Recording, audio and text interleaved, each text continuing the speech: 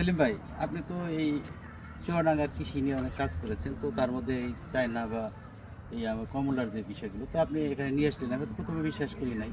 তো এগুলোর এই খোঁজগুলো কিভাবে পেলেন আপনি এই অঞ্চলে যাচ্ছেন? আসলে চুয়াডাঙ্গার মাটি বলা হয় হচ্ছে সোনার যে ঘাঁটি। এই চুয়াডাঙ্গার মাটিতে এমন কোনো ফল নাই যেটা হয় না। এখানে আঙ্গুরের, কমলা, মাল্টা, বেদানা থেকে শুরু করে সব ধরনের ফল হয়। খোঁজ বলতে আসলে আমরা যেহেতু রিপোর্টার, সেহেতু আসলে অটোমেটিক আমাদের কানে আসে।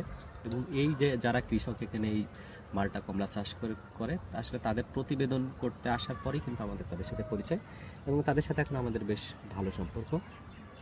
তো ওই যখন আসলে মন ভালো না থাকে তখন আসলে এই বাগানে আসলে মনটা ভালো হয়ে যায়। আপনি তো দেখলেন যে মালটার কি টেস্ট। তো আমরা তো তখন মালটা দেখলাম, এখন এই মুহূর্তে আসছি কমলার ইতে বাগানে। তো আমরা দর্শক যদি একটু ক্লোজ করে দেখাই, এখানে একটু ক্লোজ করে দেখাই, এটি হচ্ছে চায়না চায়না কমলা। এটা এই পাশে আরেকটা কমলা দেখতে পাচ্ছেন, যেটি এটিও চায়না কমলা। তো আমি যদি একটু সেলিম ভাইকে নিয়ে একটু সামনের দিকে যাই, এখানে যেটি সাউথ আফ্রিকান একটি কমলা, গাছে ঠোকায় ঠোকায় একটু ধরে আছে, দেখতে পাচ্ছেন সাউথ আফ্রিকার কমলা। দর্শক এটি এখানে কিন্তু, এখানে যদি একটু ক্লোজ করে আমরা দেখাই, এই কমলাগুলো একটু পুরো থোকায় থোকায় ধরে আছে এখানে।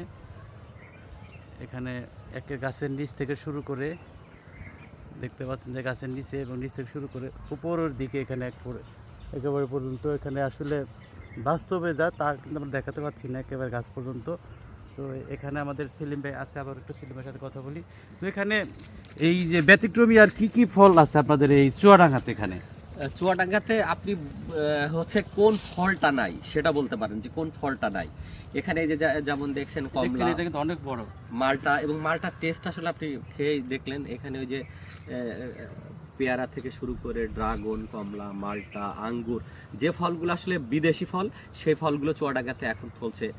তো আমরা যদি এরকম কৃষকরা সবাই যদি এর উদ্যোগী হয়, তাহলে পরে বাংলাদেশের কিন্তু অনেক বৈদেশিক মুদ্রা সাশ্রয় হবে, এবং আমাদের দেশে এই বিদেশি ফলগুলো হবে। আরো উৎপাদন হবে। দর্শক দেখতে পাচ্ছে যে মাটি আসলে খাঁটি, মাটিকে বলা হয় সোনা। আসলে সোনার চেয়ে কিন্তু দামি হচ্ছে মাটি। তো এটা কিন্তু কমলা। একটু আগে আমি আপনাদের একটা ভিডিওতে দেখেছিলাম সেটি মালটা, আসলে ভুল বুঝবেন না, এটা কিন্তু কমলা। আগেরগুলো মালটা ছিল। তো সেগুলো দেখানোর জন্য আমরা এই শীতের এই বিকালে কিন্তু আমরা সেই প্রায় সীমান্ত এলাকা, যেটি চুয়াডাঙ্গার বাণিজ্য, যেটি জীবননগর এলাকা, সেখানে আসছি। এবং এখানে আমরা দেখতে পেয়েছি দূর দূরান্ত থেকে প্রচুর এখানে যারা দর্শনার্থী তারা এখানে দেখতে আসছে। তো এখান থেকে এই বলে আপনাদের কাছ থেকে বিদায় নিলাম।